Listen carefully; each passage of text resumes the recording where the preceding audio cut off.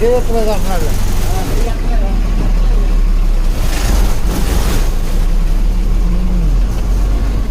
కొత్తూరు లంకలో బస్సు బయలుదేరింది.